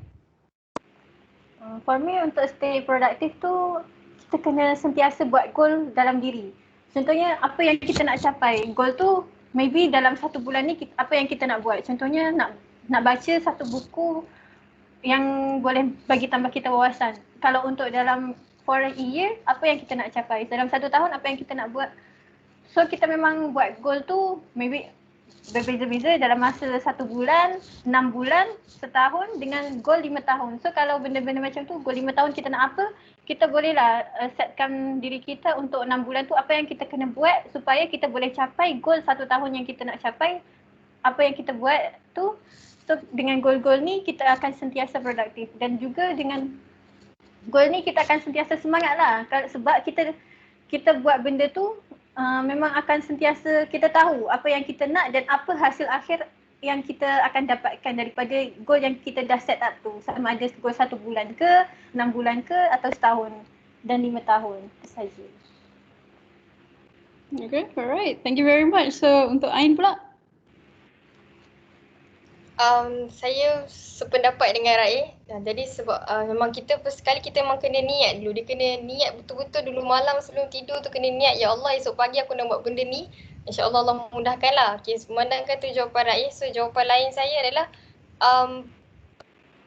apa yang saya selalu cakap dekat diri saya, buat apa yang hari ni buat dengan all out. Gunakan, maksimalkan tenaga dan usaha dan akal fikiran yang awak ada untuk betul-betul maksimalkan apa yang nak buat hari ni dan maafkan apa yang berlaku pada yang lepas. InsyaAllah bila mana awak dah hari ni, awak all out semua benda yang awak buat, nanti dia akan mudah masa hadapan dan awak akan sentiasa hidup dalam keadaan buat semua benda all out. Jadi even ada 10 task pun tapi awak dah set mind nak aku akan all out untuk 10 task ni, maka 10 task tu akan jadi sempurna. Dia tak ada guna awak listkan 10 goals tapi setiap satu tu awak buat cacah marbah, buat sekadar ala kadar. Dia tak produktif buat banyak kerja. Bagi saya produktif tu bila mana even satu kerja tu sempurna. Jangan sampai 10 kerja awak buat, 10 kerja tak memenuhi standard. Biarlah hanya 3 kerja hari tu tapi kerja yang sempurna tu bagi manfaat awak untuk 10 tahun akan datang. Itulah daripada saya. Okay, all right. So thank you very much to the panel. So that's the end of the Q&A. So before we move on to the quiz, let's give again a big round of applause di rumah masing-masing. First of all, thank you so much kepada Dr. Sakinah for being an awesome moderator. Thank you so much to our 2 alumni. So thank you so much for being here and for sharing macam-macam advice and also pengalaman. I'm pretty sure all the juniors and maybe not so juniors over here semua dapat belajar macam-macam from your sharing today. So we're gonna continue on with the quiz now. So you guys are free to turn off your cameras. So thank you so much everyone. Thank you to the panelists. So yang audience jangan belah pula. So okay, so now we are going to start the quiz. So I'm going to share my screen for a bit. So we've already done the productive. I'm really sorry about this question. I'm afraid we're not able to do the question now. Next is the quiz. So this is the moment yang semua orang tunggu-tunggu. So the quiz, if you have been here last time, meaning the first version of Santai, so Santai 1.0, kita bagi RM10 kepada pemenang bertuah. So pada hari ini, again we are being sponsored very generously by Dr. Sakinah. So thank you so much Dr. Sakinah. Dia punya price structure dia 3 terbaik FST dan 3 terbaik lain-lain. So those of you yang lain-lain tu, meaning either fakulti lain ke ataupun mungkin orang bukan USAM ke siapa-siapa lah. So kita ada 3 best FST and 3 yang lain-lain juga. Okay. So macam mana nak tahu saat lagi you guys akan isi waktu dalam phone tu, siap you guys daripada mana. So siapa yang tiba-tiba nak mengaku FST tu, this is probably the best time to do it. So quiz, those of you who are interested in joining the quiz, what I want you guys to do is please use your phone or use your browser, buka another window and then please go to menti.com and then masuk the code 13788719. Okay, so first up, siapa-siapa yang interested untuk nak join, you guys should see on your phone or on your browser, what is your phone number? Now, kenapa phone number? Sebab saya nak kena contact kalau you menang. Kalau you tak nak menang ataupun you rasa you takkan menang, bolehlah biar kosong kat sini. But please fill this in because this is how I will contact you and how I will send you the details and stuff. Okay. So the last time kita buat ni memang agak cepat lah. Kita bagi duit macam rasa like a couple of hours after kita dah habis tu dah dapat dah RM10 tu. I'm not sure I can do that today, but please give us your correct phone number and we will be able to contact you once you menang lah, okay? So this is untuk contact the winners, so please fill this in. Kita so far ada 24 yang registered dekat sini. Let me just see quickly dekat participants. We have 62. We have 62 here. So I'm gonna wait for, I don't know, maybe 30. 35 lah. Kita tunggu 35 lah. Sebab ramai orang ni, saya takut nanti kadang ada yang baru nak key in tapi saya dah ke depan. So please join now. So the code is 1378. Siapa yang tak biasa pakai ni, you can go to the browser or on your phone, open up your browser and then go to menti.com, masukkan code 1378-8719. You'll immediately see the screen untuk masukkan your phone number ni. Okay. I'm just gonna wait for 4 more people and then kita akan start. Okay, 4 more people. We should have a lot more. There is like 60 odd of you guys, but it's already late and it would be nice if I can sleep. So it's 35 now. Okay. So now this is the part where I ask, you FST ke you lain-lain? So silalah jawab. You nak masuk kategori mana menang sekarang ni? Oh, semua FST. Okay. So at the moment nama lain-lain tu chances menang lagi tinggi sekarang ni. Tiba-tiba orang FST semua keluar. So, okay, we have two different categories here, FST and lain-lain. Okay. Lain-lain ni is more about, yelah nak cater tu SPM ke, QM ke, tapi dah SPM student, so orang pun nampak macam tak ada. Lain-lain so far nampak macam 100% menang sekarang. So, rasa kena adjust balik ni Dr. Kina. Nantilah, kita pergi lain lah dulu. Itulah pasal kena buat straight tausiq juga ni, payah buat split macam ni. Sebab tu lah, semua FST lah. Tak apalah, nanti saya akan fikir lah macam mana. Okay, so we have 41. Okay, that's good. Hopefully all the 41 of you guys sempat masuk phone number lah. Kalau tak ada phone number kan payah pula saya nak cari kamu nanti. Okay, alright, so we are going to start the quiz now. So everyone please be ready. We've got 40 of you guys here. So I'm going to start the quiz right now. Okay, so please fill in your nicknames. Obviously, I do not know who you are. This is anonymous. So boleh isi apa-apa nama yang nak. So kalau kata nak nama Dr. Kina apa boleh juga. Tolong jangan pakai nama saya. Sekarang Dr. Daya ke atas and I cannot win the prize. So please letak nama apa-apa yang you guys nak. And then kita akan start. Yeah, I think we're ready to start now. 41 semua dah masuk dah kan? Okay, so I'm going to start the questions. There are 10 questions here. My tip to you guys ialah kita punya skema jawapan ni, skema jawapan kami, skema. So, kalau you guys tengok soalan tu, lepas tu you guys rasa, apakah jawapan paling skema kat sini? That's probably the answer, I'm just saying.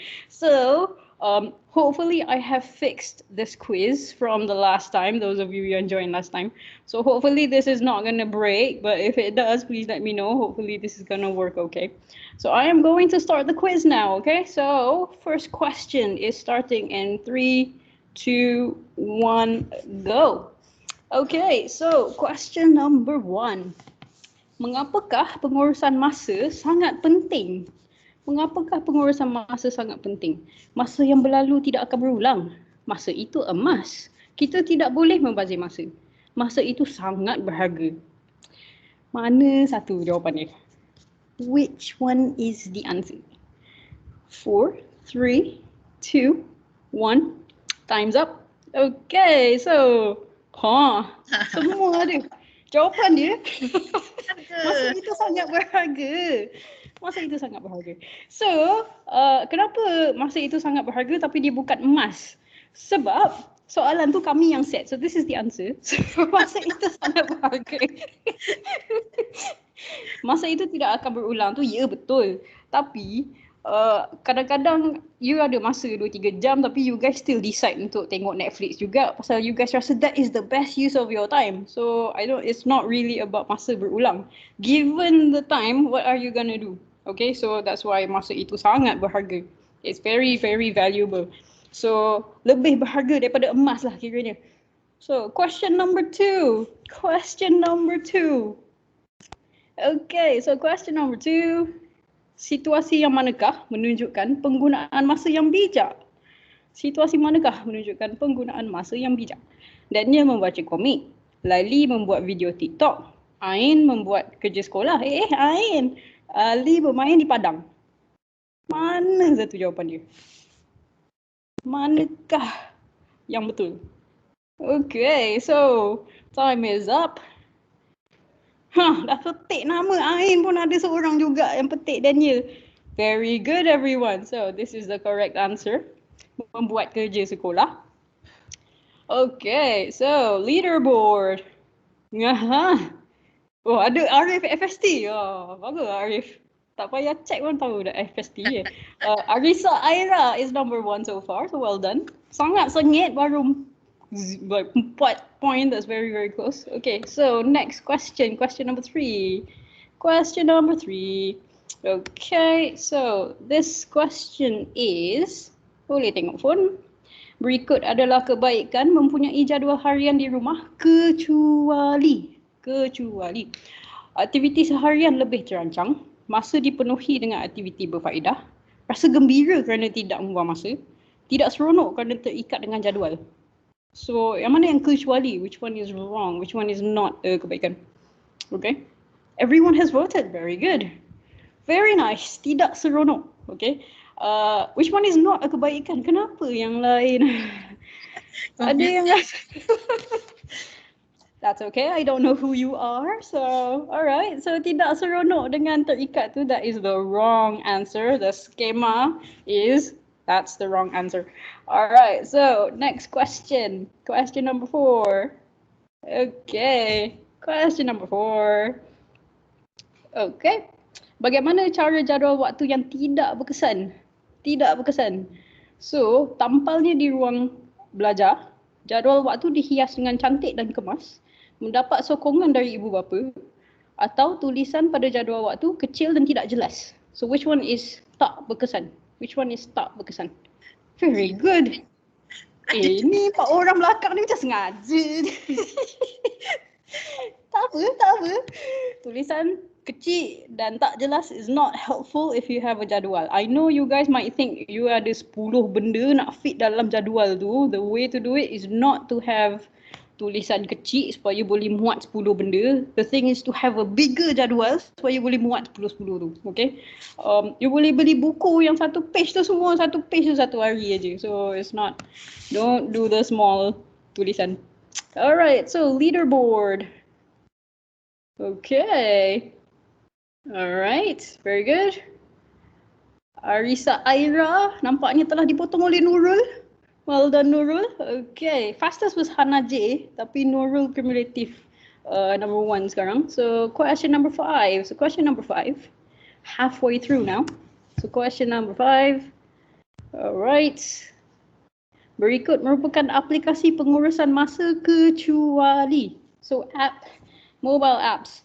Microsoft Outlook, Strava, Google Keep or Focus Booster. Which one is not an app untuk menguruskan masa? Berikut adalah aplikasi menguruskan masa kecuali. So which one is not the answer? Very good. Siapa yang tak pernah lari, siapa yang tak pernah fit tu, tak tahu macam mana nak jawab benda ni. So Strava. Strava is an app that is used to keep track of your running speed and your fitness and stuff, but not your time management, okay? Time management dari segi you lari 10 km berapa minit, itu but that's not what we're talking about right here. So Strava is the incorrect app right here, okay? Alright, so next question, question number 6. Alright.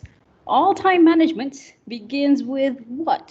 All time management begins with what? Is it commitment, planning, preparation, or operation? All time management begins with what? Commitment, planning, preparation, or operation? Mana satu? Well done. Planning. Planning is the correct answer. Planning.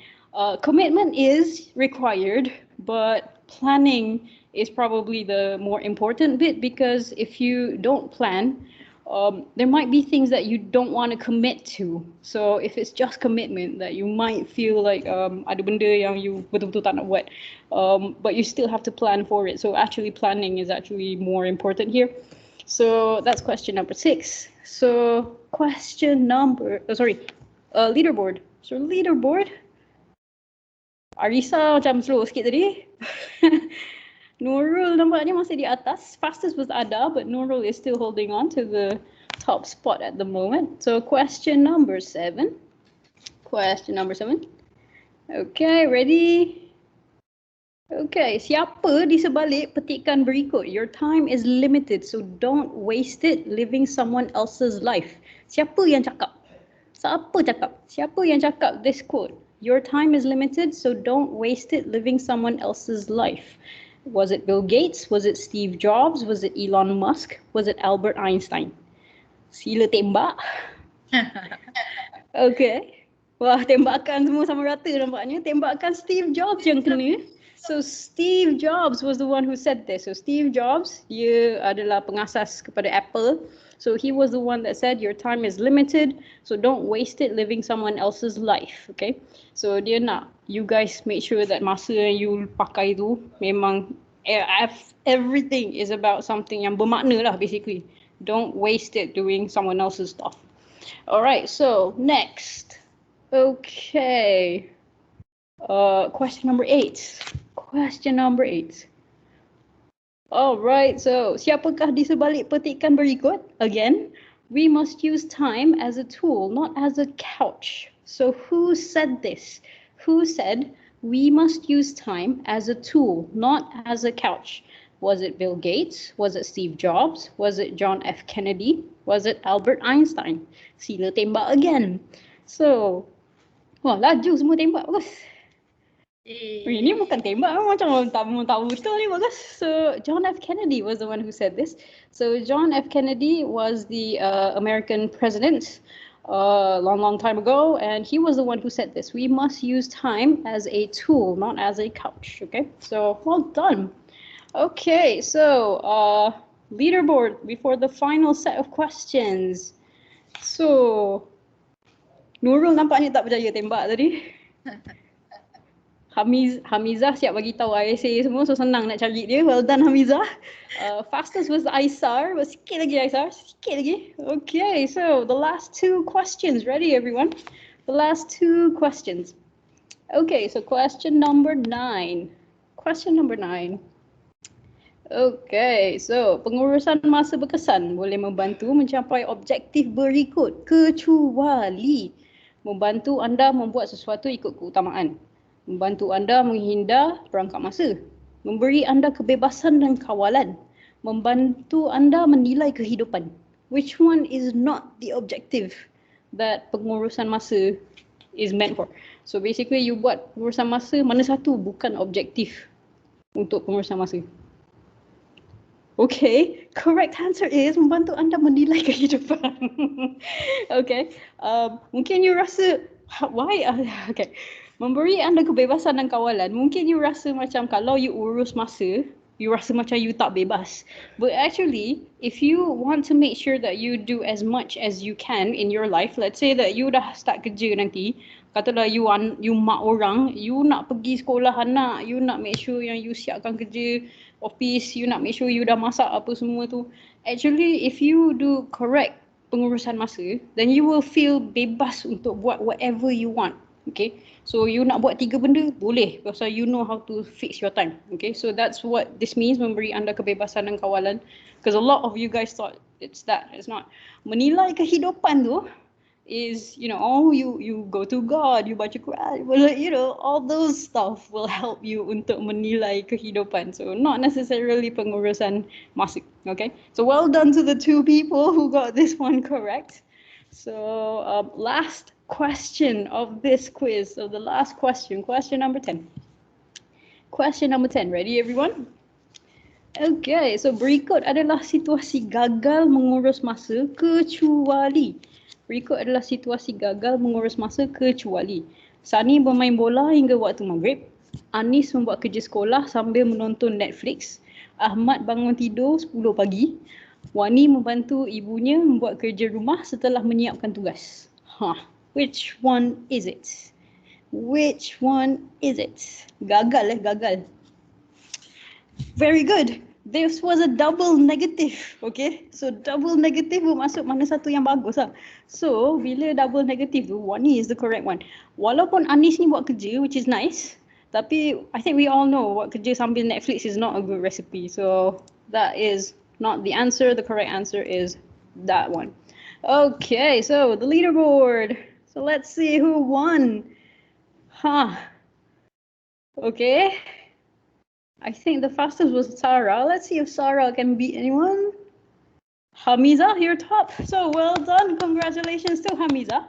So Hamiza is obviously the winner. And then we do have 6 prizes here. So I need to consult with my sponsor and see how we're going to do this, because FST lagi ramai sekarang ni. So mungkin kita akan buat top 6 straight yang menang ke. We'll talk about that in a bit. But I will contact you if you are the winner. Okay, so Hamiza, you're definitely one of the winners.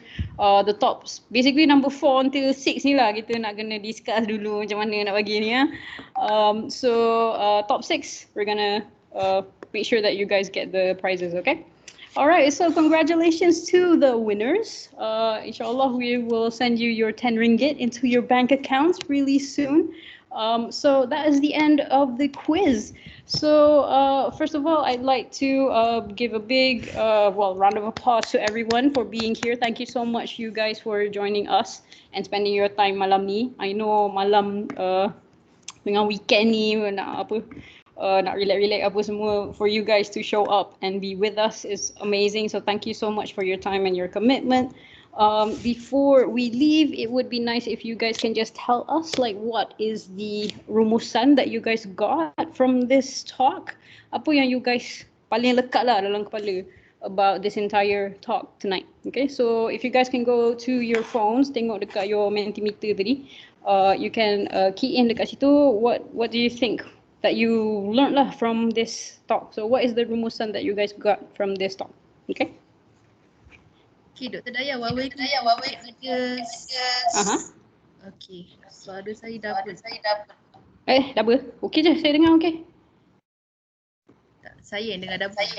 Oh, okay. It's like a delay. Phone. Your phone. Kalau your phone ada Teams juga, dia akan double. Okay, tadi okay je. Right. Probably sebab phone dekat sangat kot. Alright. Tak.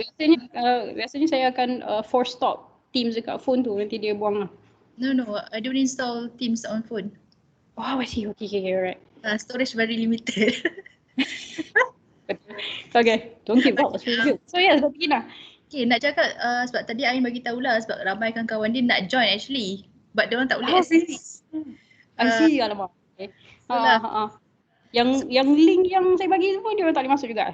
It doesn't work. I'm not so sure because dah alumni kan, jadi maybe first time for them to use Teams. So right, okay. Sweet. Tak lah, sebab siapa-siapa yang masuk lobby tu memang saya approve bagi dia orang masuk. So either dia orang memang tak install Teams lah kot, Sebab kalau dalam my group tu 280 kalau tak silap. It's an odd number, so I don't think it's the limit. Sebab kalau limit patutnya bukan 500 ke apa ke? I think so. But in future, siapa yang tak familiar with Teams actually, you can just tell us to add you using your email. Betul. Nanti sekarang kita boleh add your email and then terus send invitation direct to the email, boleh masuk lah. So in future, when we have the 3.0 and we still didn't know when. Probably lah. Okay, alright. Okay, so far nampak a lot yang Ain best, yes. That's good. Siapa tulis Time planning. InsyaAllah punya betul, yakin dengan Allah, bagus lah. Yang itu Memang kan hari ni sangat usim lah, serius lah. For someone yang tak nak masuk usim, your talk is so usim. So well itulah done. Thank you so much. So memang yang Ain very best fitting lah award tu dapatkan dia. Okay? fitting masa sangat berharga, yakin dengan Allah. Betul, itulah. Jangan seronok sangat tu yang best tu. Jangan seronok awal sangat. Bagus. Okay. Cara pengurusan. Okay, alright, cool. Okay, so I'm gonna go to the next slide. I think the next slide is your topics. Yes. So apa tajuk topik santai seterusnya yang you guys nak? I have asked this before, but just let us know apa topik yang you guys nak kami buat after this. Kami akan panggil alumni yang lain untuk bagi whatever topik yang you guys nak yang paling banyak. So whatever popular topics that you guys are requesting, then we'll get the appropriate alumni to talk about that particular topic yang you guys nak lah. Okay? So this would be the last question, and then you guys can go to sleep. So work life, yes. I think working life ni memang banyak request. I know to a lot of you guys mungkin working life ni nampak macam something yang tak boleh dipikir lagi. Memang santai habis, betul. Kalau make sure Dr. Daya ada insyaAllah, So amin. sweet. Ada. Kan, sweet sangat. Sekina pun kena ada juga. So, So what is the topic? dia letak sekali tu. Very clever. Dia punya apa? Timing letak tengah tu best lah. Money management Yeah. And some of the ISA students also ask me about money management. Kan? Saya pun memang plan nak ajar budak QM besok. Ni sebenarnya pasal money management tu. Sebab biasanya waktu kelas dah nak habis kan, yang week 13-14 yang banyak kosong tu, sometimes saya ajar pasal money management juga. Tapi di SEM tak sempat-sempat lagi. Tapi yalah, rasa macam money management tu quite nice. Tapi nak panggil alumni ke, rasa macam mungkin tak panggil alumni ke, panggil macam alumni pun lebih kurang juga kan, macam baru-baru start kan. So unless kita boleh dapat alumni bertahun satu lah yang dah 10 tahun punya kerja tu, boleh lah kot. Boleh lah, we'll try. I think money management, financial management memang sangat-sangat penting. So I know a lot of you guys don't know how to count taxes, don't know about macam mana nak kira KWSP apa semua yang ICNA tu. You guys macam seronok dia dapat duit, macam mana dapat ICNA tu. I think a lot of you guys tak faham. LHDN tak isi lagi. Itulah pasal LSDN sila isi. Saya pun sama juga, nanti kan sehari sebelum dah habis tu baru nak isi. Pas dah kerja dah kena isi LHDN untuk tax So tax, yeah. Yes, We'll try our best. We'll make sure. I think pengurusan keuangan tu is probably going to be our next topic. We'll try to get. Sorry. Besar tajuk pengurusan kewangan tu, the highlight. Itulah. So ramai lah yang minta ni. So okay lah. Nanti kita akan try and buat yang tu. Okay, all right. So I think that is it for from me. So thank you so much on behalf of me as a Penyelaras alumni, but also thank you everyone here for spending your time, your precious rest time with us, and thank you so much for your commitment, for your contributions, joining the quiz, giving us our questions. So I really appreciate all of your commitment. Dr. Kina, do you have any comments, anything you want to add? No, just want to say good night everyone, and thank you for waiting until the end of the session. Absolutely, yes. So thank you so much everyone. So that is it for tonight. So I didn't open I forgot to open. Now can I close without opening the majlis? Never mind, we'll close our majlis with tasbih ibrarah and surah wal asr. Okay.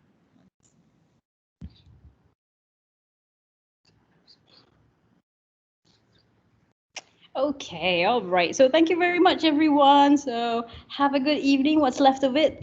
Prize winners, I'm going to contact you real soon. So thank you so much for your time. Take care, everyone. Assalamualaikum. Bye-bye. Okay, thanks Rai and also Ain. Assalamualaikum.